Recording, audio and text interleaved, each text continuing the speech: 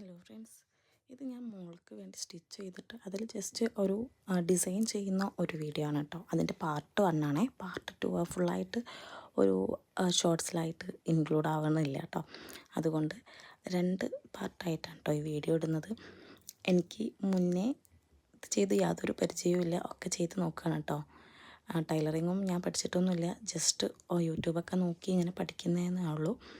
അല്ലാതെ ഞാനൊരു ഇൻസ്റ്റിറ്റ്യൂട്ടിലും പോയിട്ട് പഠിച്ചിട്ടില്ല കേട്ടോ.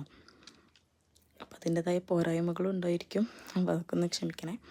ഞാൻ മോൾക്ക് വേണ്ടിയിട്ട് അടിക്കാൻ വേണ്ടിയിട്ടാണ് ജസ്റ്റ് യൂട്യൂബ് നോക്കണത് തന്നെയാണ് കേട്ടോ. മോൾക്ക് ഇങ്ങനെ ഉടുപ്പുകളൊക്കെ ഇടാൻ പെൺകുട്ടികളാകുമ്പോൾ പ്രത്യേകിച്ച് അങ്ങനെ ഭയങ്കര ഇഷ്ടമാണല്ലോ.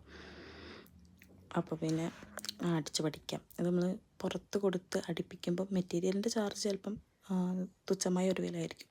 പക്ഷെ അത് സ്റ്റിച്ച് ചെയ്ത് വരുമ്പോഴത്തേന് 1000 എബോവ് ആയിരിക്കും എപ്പോഴും.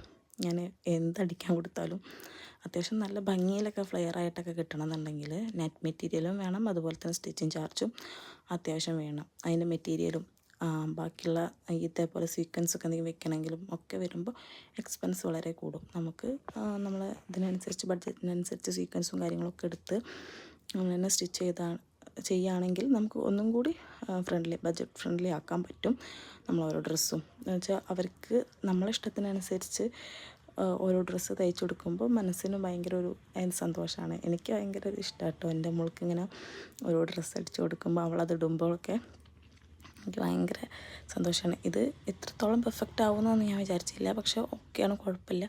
നല്ല നന്നായി അല്ലെങ്കിലും ഒരു ബിഗിനർ ചെയ്താൽ എങ്ങനെ ഇരിക്കും ഏകദേശമൊക്കെ അങ്ങനെയൊക്കെ ഉണ്ട്. ചില പോരായ്മകളുണ്ട്, എന്നാലും ഇപ്പം അവൾ ഇത് തന്നെയാണ് ഇടാറ്. പക്ഷെ അങ്ങനെയൊക്കെ കാണുമ്പോൾ ഭയങ്കര ഒരു സന്തോഷമാണ് കേട്ടോ. നമ്മൾ അത്രയും ടൈം അതിന് വേണ്ടി സ്പെൻഡ് ചെയ്തത് വേസ്റ്റായില്ലല്ലോ. അതുപോലെ തന്നെ അത് ഇടുന്നുണ്ട്. നമ്മളിപ്പം കുറച്ച് കഴിഞ്ഞാൽ അത് ജസ്റ്റ് ഒന്ന് കീറിപ്പോയാലും അത് ഇട്ടിട്ട് കീറിപ്പോയതാണെന്ന് വിചാരിക്കാൻ പറ്റും. അപ്പം കുന്തൻ സ്റ്റോൺസ് വെച്ചിട്ടാണ് ഫ്ലവർ ഉണ്ടാക്കുന്നത്.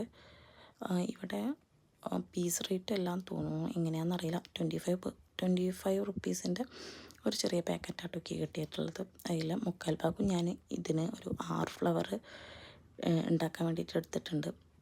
ബാക്കി ഒരു 5-6 ഫ്ലവർ മാത്രമേ ഉള്ളൂ 25 രൂപയ്ക്ക് വാങ്ങിയിട്ട് കേട്ടോ. അതുപോലെ അതിൽ യൂസ് ചെയ്തിട്ടുള്ളത് വൈറ്റ് സ്റ്റോണാണ്. അതിന് ഒരു പാക്കറ്റിന് 10 രൂപയുള്ളായിരുന്നു. അത് കുഴപ്പമില്ലായിരുന്നു കേട്ടോ, അതിന് റേറ്റ് കുറവാണ്. പക്ഷേ കുന്തൻ സ്റ്റോൺസിന് അത്യാവശ്യം റേറ്റ് ഇവിടെ ഉണ്ട് കേട്ടോ.